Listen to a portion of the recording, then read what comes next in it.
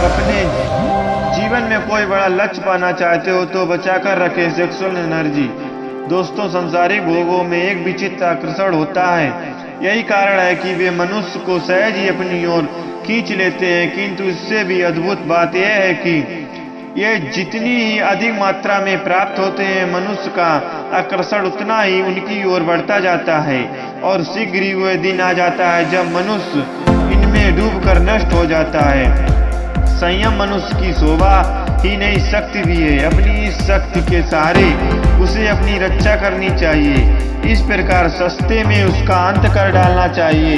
उचित न कल्याणकारी कठिन साधनाएं न करने पर भी जो वीर स्पर्म को अखंड रख लेते हैं, वे अपने अंदर शक्ति का अच्छे भंडार अनुभव करते हैं और कुछ भी कर सकने की क्षमता रखते हैं। जीवन में कुछ अच्छा और बड़ा करना चाहते हो तो आपको अपनी इस ताकत अर्थात अपने वीर को बचाकर रखना होगा। भारत के आध्यात्मिक गुरु ओशो ने कहा है, ब्रह्मचर्य सेक्सुअलिटी का विरोध नहीं है, बल्कि इसका ट्रांसफॉर्मेशन है। यौन ऊर्जा का उद्योगमन है नीचे की तरफ बह जाना। ब्रह्मचर्य ऊर्जा का ऊर्ध्वगमन है ऊपर की तरफ उठ जाना। युवा के यौन संबंध में बताते हैं, अगर पवित्र विचारों के जरिए सेक्सुअल एनर्जी को ओज या आध्यात्मिक ऊर्जा में बदल लिया जाए तो इसे सेक्सुअल बलिवेशन कहा जाता है। किसी तरह का दमन नहीं है, बल्कि एक सकारात्मक और स्थानांतरण की प्रक्रिया है। यौन ऊर्जा पर अपना नियंत्रण स्थापित करके इसे संचित करके दूसरी तरफ मोड़ देना है। धीरे धीरे आप इसे ओज शक्ति में भी तब्दील कर लेंगे।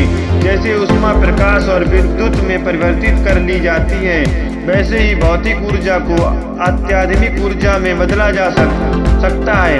रासायनिक पदार्थों में होने वाले परिवर्तन की तरह सेक्सुअल पावर को साधना के जरिए आध्यात्मिक ऊर्जा में बदला जा सकता है। इस प्रक्रिया से गुजरते हुए आत्मा के स्तर को ऊपर उठाना, शुद्ध विचारों की तरफ बढ़कर यौन ऊर्जा को ओज शक्ति में परिवर्तित होकर दिमाग में संचित होती जाती है। इस संचित ऊर्जा को आप बड़े से बड़े कामों में लगा सकते हैं। अगर आपको बहुत क्रोध आता है या आपके पास शारीरिक बल ज्यादा है तो उसे भी ओज शक्ति में ट्रांसफर किया जा सकता है। जिसके दिमाग में ओज शक्ति संचित हुई रहती है, उसकी मानसिक ताकत बहुत ज्यादा बढ़ जाती है।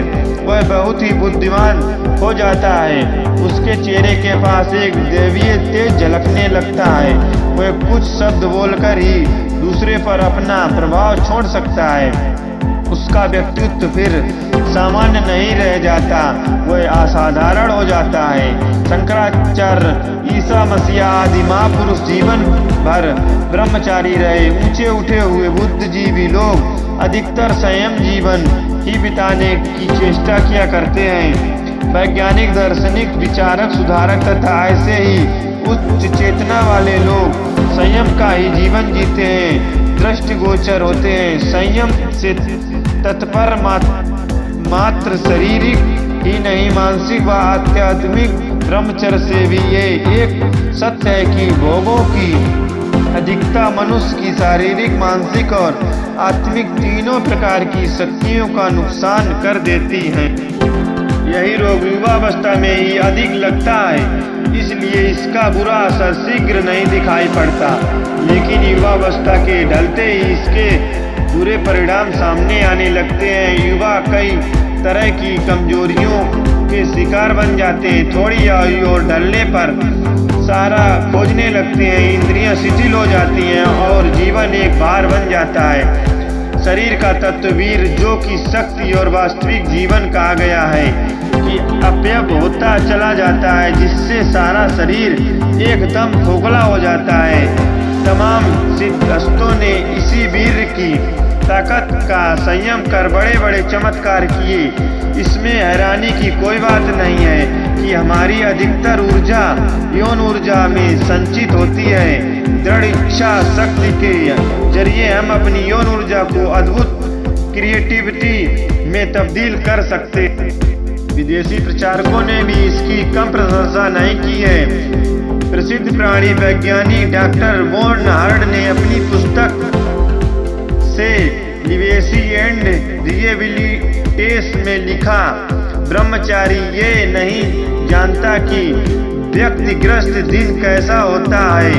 उसकी पाचन शक्ति सदा नियत रहती है और उसको वृद्धावस्था में भी बाल्यावस्था जैसा आनंद आता है। अमेरिकी प्राकृतिक चिकित्सक डॉक्टर बेनेडिक्ट लुस्टा ने अपनी पुस्तक नेचुरल लाइफ में कहा है कि जितनों अंशों तक जो मनुष्य ब्रह्मचर्य की विशेष रूप से रक्षा और प्राकृतिक जीवन का अनुसरण करता है, उतने ही अंशों तक वह विशेष महत्व का कार्य कर सकता है। स्वामी रामतीर्थ कहा करते थे कि जैसे दीपक का तेल बत्ती के ऊपर चढ़कर प्रकाश के रूप में परिवर्तित होता है, वैसे ही ब्रह्मचारी के अंदर का वीर तत्व सुपुण्य नाड़ी द्वारा प्राण बनकर ऊपर चढ़ता हुआ ज्ञान दीप्ति में परिवर्तित हो जाता है।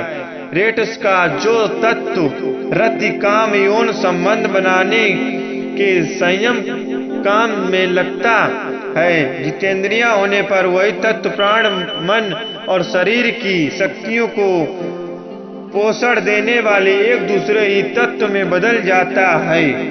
आधुनिक विज्ञान इतना विकसित हो जाने पर भी वीर्य की उत्पत्ति का कोई सिद्धांत निश्चित नहीं कर पाया।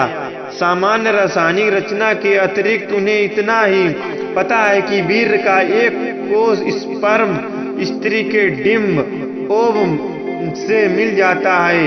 यही वीर्य कोष पुनः उत्पादन आरंभ कर देता है और अपनी तरह तमाम कोष मां से प्राप्त आहार द्वारा कोशिका विभाजन प्रक्रिया के अनुसार विभक्त होता चला जाता है। कहना न होगा कि वीर्य का सूक्ष्मतम रूप चेतना का एक अति सूक्ष्म अंश है।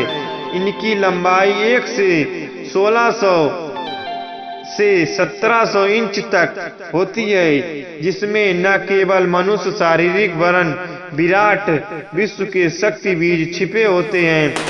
सृष्टि को बहुगुणित बनाने की व्यवस्था भी इन्हीं बीजों में निहित होती है। वीर्य की शक्ति का अनुमान लगाना कठिन है, उससे अद्भुत शक्तियों का आगमन होता है। तभी तो भगवान शिव कहते हैं, मरणम बिंदु पातेन जीवन बिंदु धारणम, अर्थात वीर्य का नाश ही मृत्यु है, वीर्य रक्षा ही जीवन है। सभी लोग ब्रह्मचर्य का पालन करो। मित्रों, अगर आपको मेरा वीडियो पसंद आया हो तो मेरे चैनल को लाइक तथा सब्सक्राइब जरूर करें। जय श्री राम। ओम नमः शिवाय।